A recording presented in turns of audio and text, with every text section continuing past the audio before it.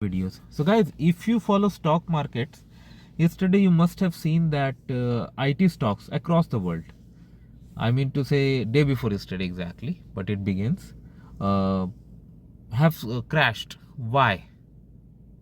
Because an AI making company has launched a product that is capable of doing end-to-end software coding, debugging and all other tasks which generally requires human intervention.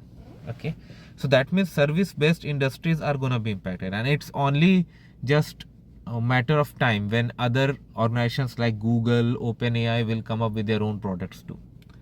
So that means if you're in IT industry, this is the high time, or I would say the highest time, you upgrade your skills to AI, because future is for AI. With traditional methods, traditional knowledge, traditional tools, technologies, you can no longer survive in this industry. Everything is becoming very difficult and very different, to be precise. Related to this topic, I have made other videos too, so I don't have to get into that, but make sure you follow this. That's it, guys. Thanks for watching, guys. Please subscribe to the channel.